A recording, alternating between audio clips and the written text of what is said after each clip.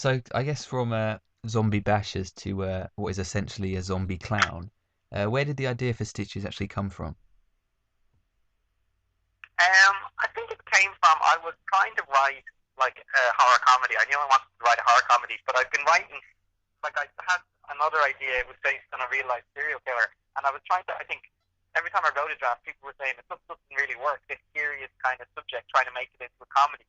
So I was sort of it just when it kind of clicked with me that a clown would be a better basis just from the very start of a horror comedy. Like it almost seemed perfect as mixed the two because you could kind of be scary, and also then you could work in the kind of, I guess also the kind of clownish death as well was sort of part of it. So I think once those things clicked, it was sort of, it just seemed like the perfect starting point for a horror comedy.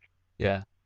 What I like about it is really it's one of those films that I guess truly subverts audience expectations. I mean, I always try and go into films with an open mind, but then suddenly this plot appears.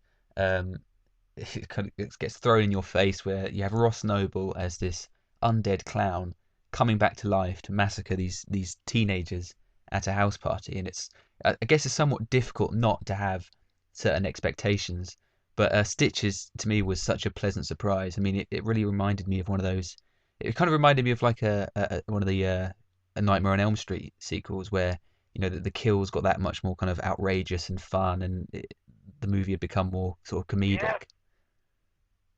it's funny, that was definitely a reference point, and it was almost like, okay, we're making not Nightmare on Elm Street 1, but like Nightmare on Elm Street 3. That was almost my reference point, because like even, I suppose, by number 3, Freddy, he's not as scary as he was in number 1, he's almost become a bit more comic, and definitely that era of films was something that was kind of what I wanted to do, try and make one of those films and not be too postmodern about it, but almost just make it like you might have just rented it out from the 80s, if you know what I mean. Yeah, it's definitely got that real kind of 80s slasher vibe to it, and I think that's going to please a lot of genre fans. And I was at the Fright Fest screening, and certainly, the reaction was pretty telling. And if you win over Fright Fest, you're pretty much set, I think. So was it a case of were these the kind of films that you grew up, appreciating, and was it a case of you wanting to kind of um, recreate? no, I was kind of the opposite because, like, I was quite like I wasn't allowed to look at anything when I was a kid, so I sort of came to horror quite late. So, but it's probably because then I suddenly realised there was so much of it. I sort of massively OD'd on it all. Um, but I think, I mean, I remember though, like, definitely the film that had the most influence was Evil Dead 2. Like when I remember seeing that, because I thought that was the first where I kind of, especially just making these silly films, with video camera, like a lot of people, just my brothers and friends. And I guess when I saw Evil Dead 2, and we literally just started making films like that, trying to make silly horror comedies, you know what I mean? Yeah. And why was it a clown? I mean, do you yourself have this like a particular fear, or did you just want to kind of tap into a phobia that many people have and sort of give it this nice comedic twist? Uh, um, it's definitely something that over the years I've always, like, every so often it just comes up. It just, I don't know, just people like, um, why are clowns scary? Are they scary? Some people don't find them scary, other people do. It was just sort of, it was a conversation I almost had once a year with somebody, or an argument that somebody would say they don't find them scary, other people would be just freaked out by them. So there was definitely something interesting about it, you know. And I suppose it was that, and also, I mean, I suppose it is the classic one, but aside from that, I guess it hasn't really been touched a whole lot in a long while. So I kind of felt that there was room to kind of do one. I haven't seen one in a while. Yeah, yeah. I was trying to think myself actually of killer clowns, and I couldn't really think of that many. I mean, like you mentioned, it, but apart from that, I mean, that's really kind of Consider wide clowns from outer open. space, I suppose. Oh yeah, If you want. yeah. So how did Ross Noble get involved in the project? I mean, it's inspired casting to say the least, I think, but he's fantastic in the role.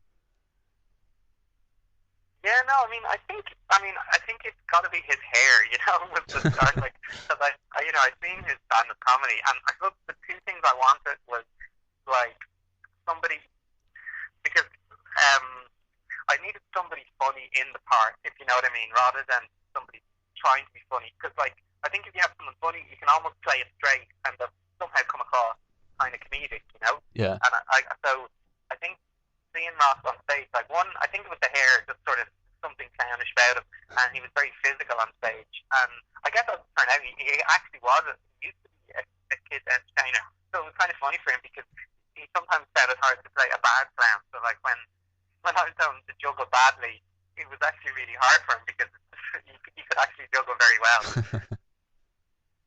So how much did he do any ad libbing at all, or did he kind of stick to the script? Yeah, I mean, in a way, like part of me was wondering, because like I mean, I love improv and stuff, and I suppose almost the nature of that role, if you don't have a huge amount of room to maneuver, because I suppose it's like the Freddy Krueger that he pops up, says a couple of lines, and disappears for a while.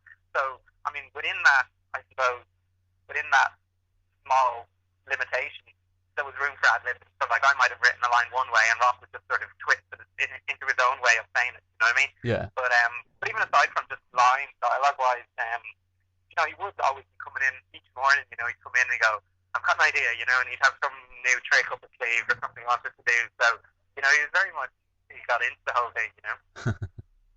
And with the teenagers in the film, they were quite a rowdy bunch on screen. How was the process of casting them? You know, we were kind of, I guess, as usual, you know, you just go to all the.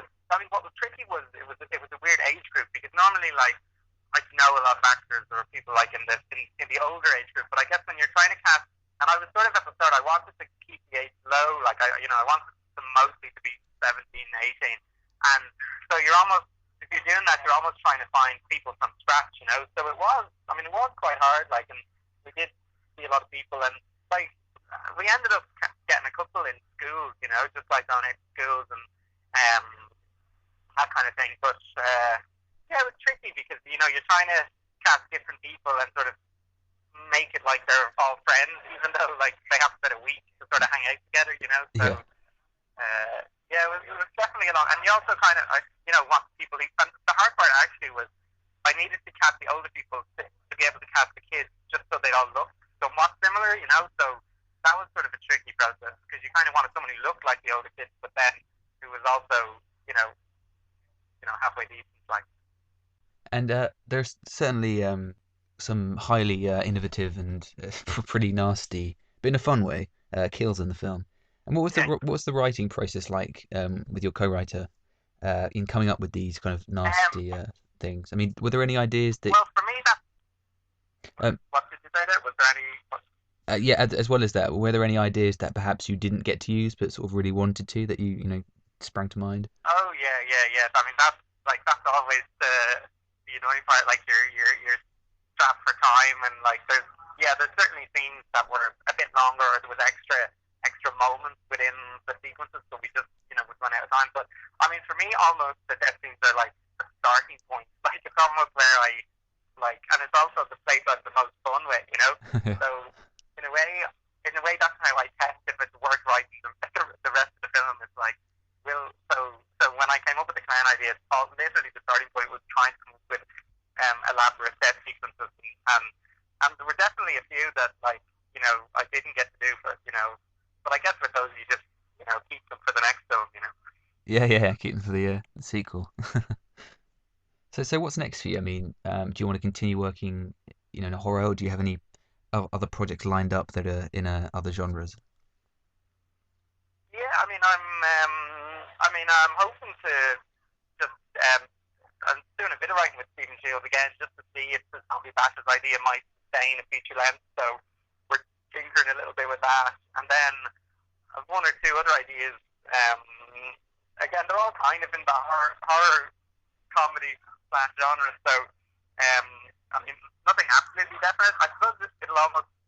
I think when this film comes out and I'll almost feel like okay, now I can sort of start again, if you know what I mean. Yeah, yeah. Excellent. Well, I wish you the best of luck with the release of Stitches.